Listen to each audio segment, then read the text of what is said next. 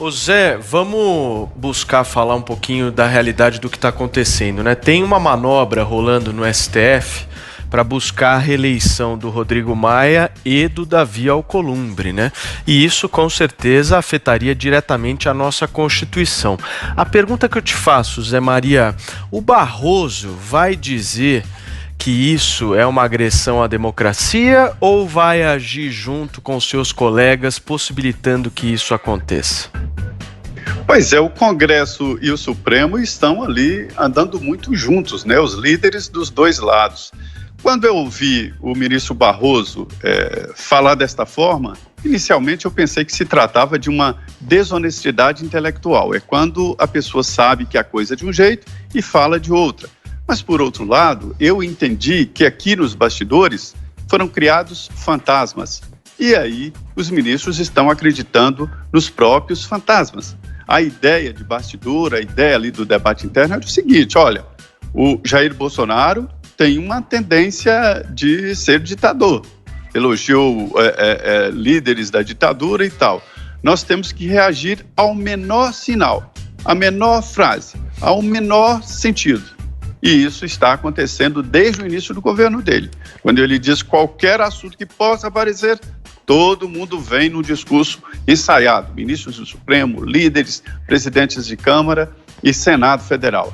E aí foram criados fantasmas. E agora os ministros acreditam nos próprios fantasmas criados por eles. Não existe. Não existe. O Brasil está numa democracia e a prova disso é que Barroso falou isso e continua ministro do Supremo. Fosse uma ditadura, hoje ele já estaria preso e expulso do Supremo Tribunal Federal, porque o presidente ficou descontente com o que ele disse.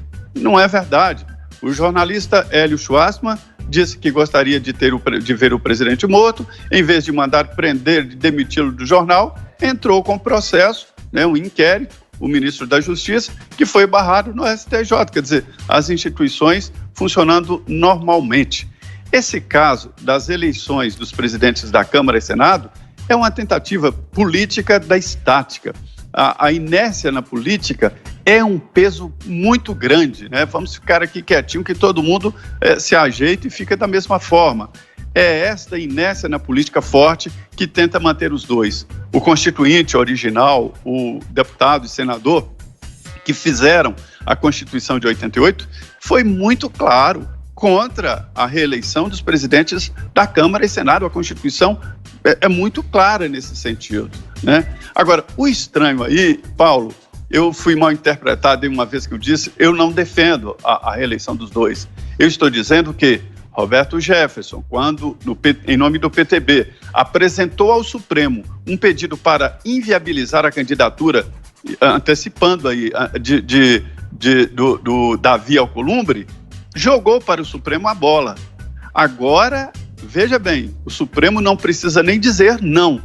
Se o Supremo entender que se trata de um assunto interna corpore, ou seja, um assunto interno do Congresso, viabiliza a reeleição dos dois, porque eles têm maioria em nome desta inércia política que eu falei, né? E é isso que está sendo articulado. Quer dizer, usar uma reclamação do PTB, que é contra a reeleição dos dois, o Supremo diz, olha, isso aí é um assunto do Congresso. E os dois estariam viabilizados. É a inércia política.